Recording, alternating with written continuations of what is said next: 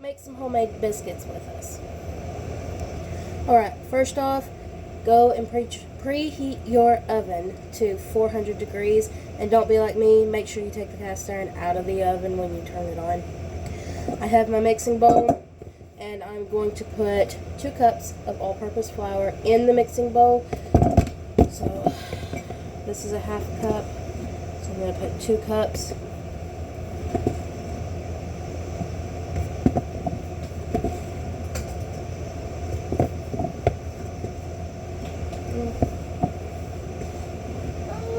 Like that. Now, I made things easy on me, so I didn't have to look things up every time I wanted to make biscuits, because I tend to make biscuits a lot, or I go through spells where I make a lot of biscuits. But I wrote the instructions for baking powder and salt on the side.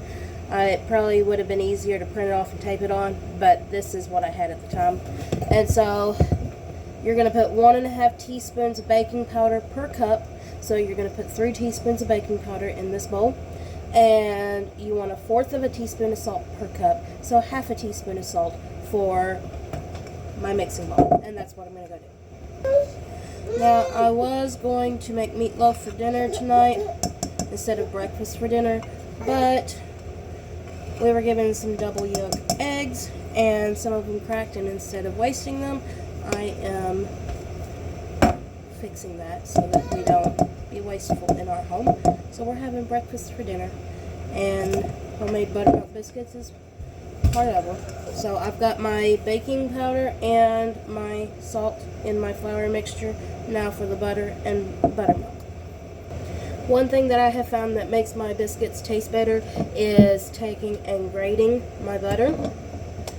Now, some people say put it in the freezer. I have put it in the freezer. That's fine. It works too.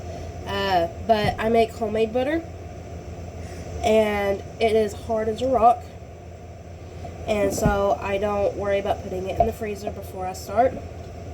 I don't usually measure the amount of butter that I put in my biscuits. I just put what looks good.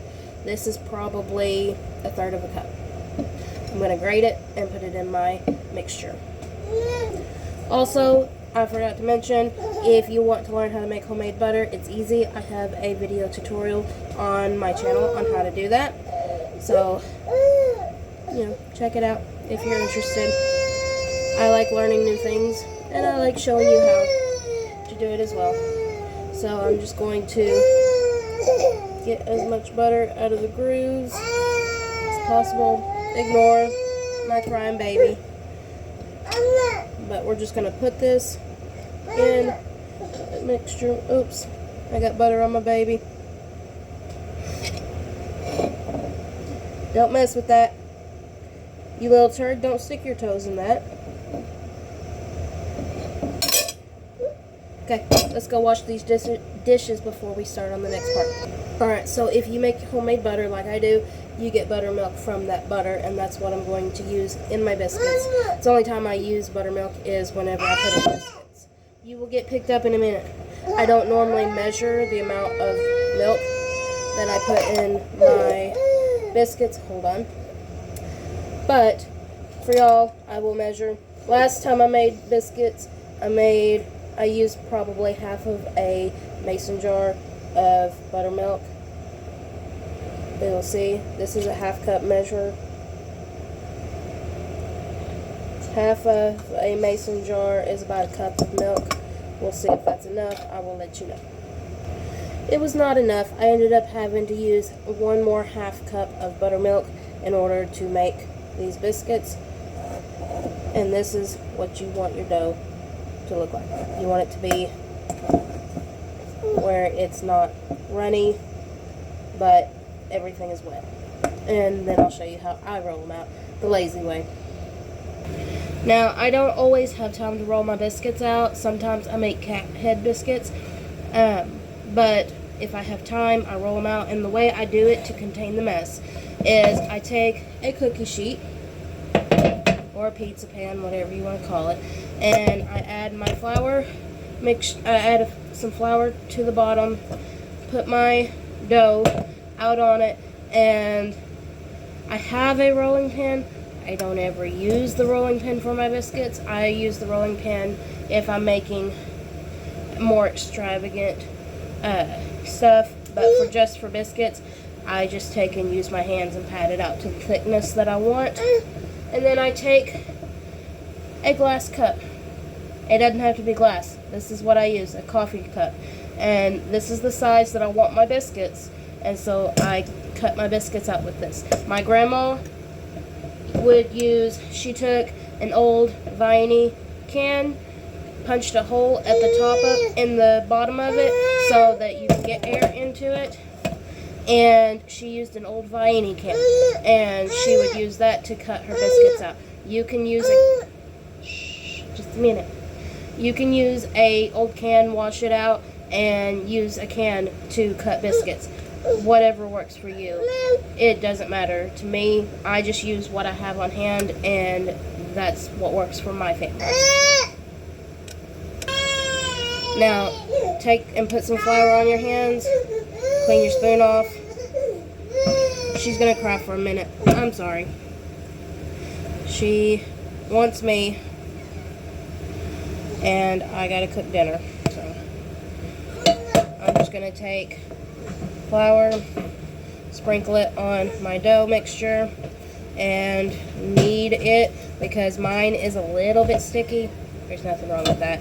Just take and add a little more flour when you're kneading the dough. See? That's what my dough looks like. And I'm going to pat my dough out with my hands. And if I didn't have stuff on my hands, I would pick my phone up and show you.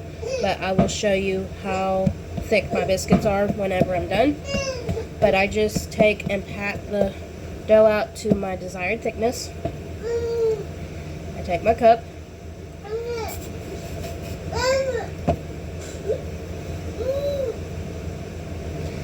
And that is my biscuit. I set it to the side, and I cut as many biscuits as I can get out of this. It looks like it's going to be 4.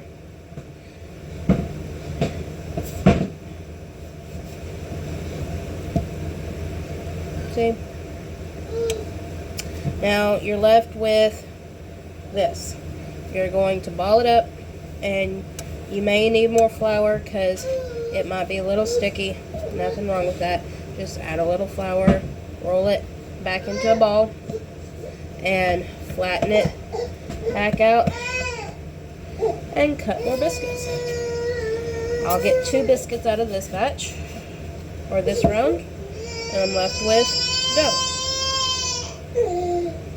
Now, at the end, I'm left with a small ball of dough. I just take and ball it up and kind of round it out to be the shape of a biscuit, and I add that in.